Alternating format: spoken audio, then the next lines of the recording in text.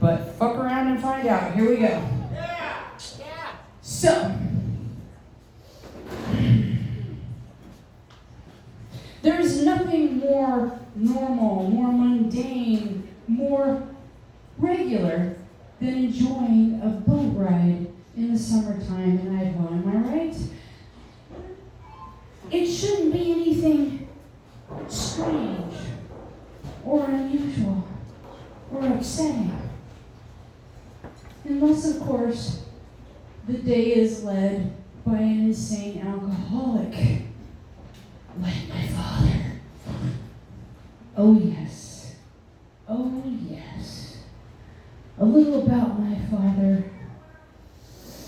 He was one of those amazing Idaho breeds who fancied himself a survivalist. Yes, we spent much time out in the mountains, hunting, foraging, fishing, preparing for when the Russians invaded, because we would need to learn how to survive.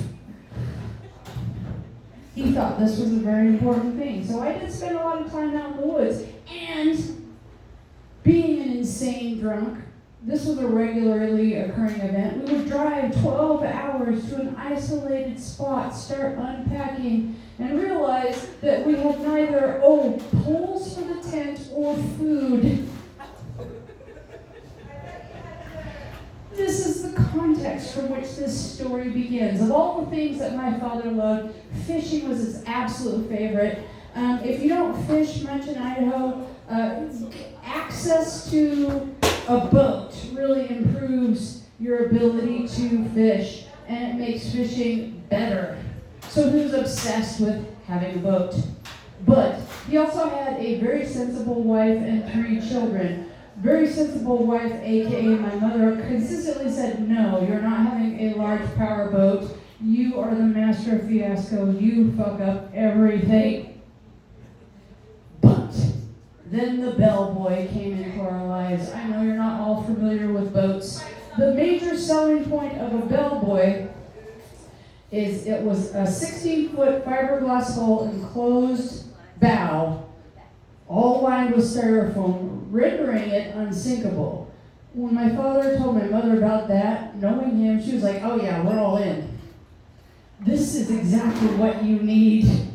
Safety first was her life goal. So she let him buy it. And the very first time he pulled it into our driveway, there was no thinking about it, whatever. Just round up the kids. We're going to Melba, and we're putting it straight into Snake River today. Never driven it. Didn't know how to drive a truck with it on the trailer behind, but off we went. 3 kids, the neighbor kid, my mom. Off we go. This boat ramp that we went to was just shy of a ladder. And it was meant for much smaller boats than what we were dealing with, and he'd never driven with it. So it took 30 minutes of, down the boat ramp to get the boat in the water. And then it was a long drive back up to park the boat. And in the meantime, we're looking at the boat in the water, and it's filling up with water. We've never owned a large boat before. They intentionally put holes in large boats because when you use them, you get water in, and you need to be able to let the water out.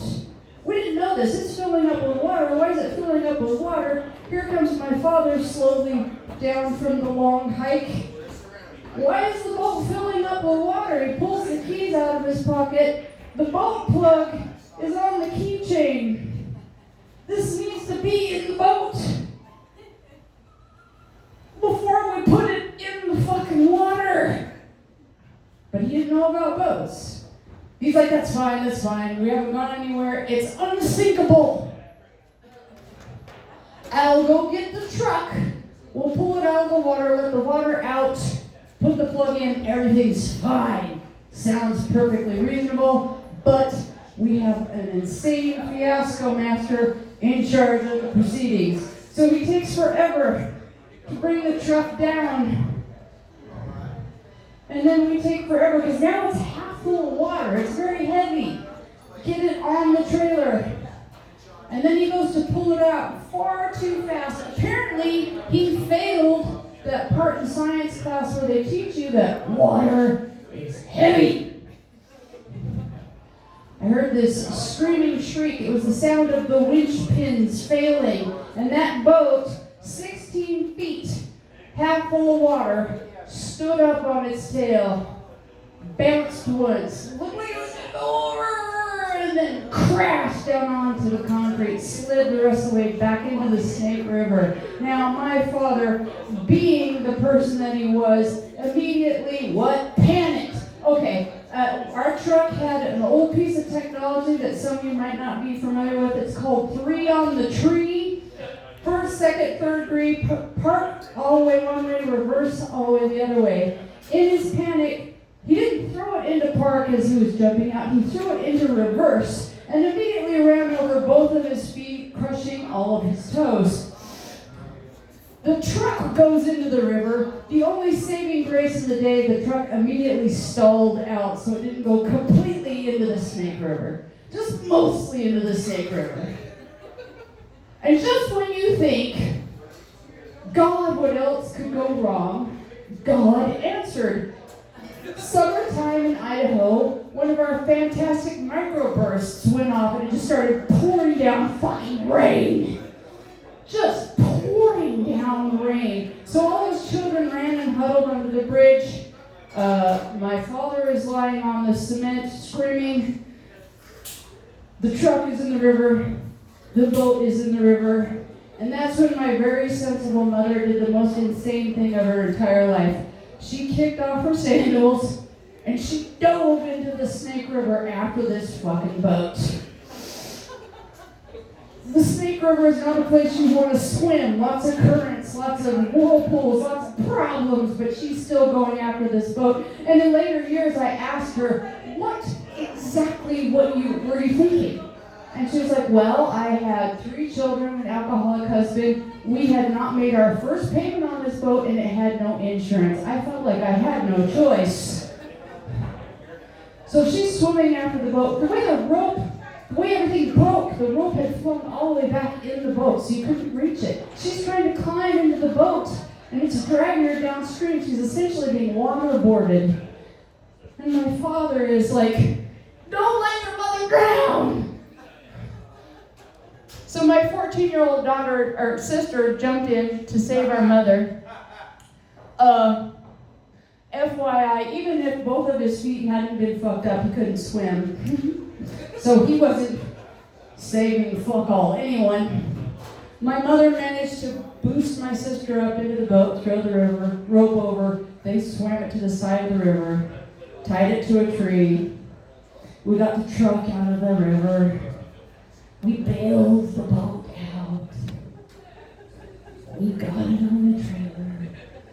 This time, very slowly, my mother was trying this time, very slowly pulled it out, got the water out. We never went for our delightful afternoon boat ride.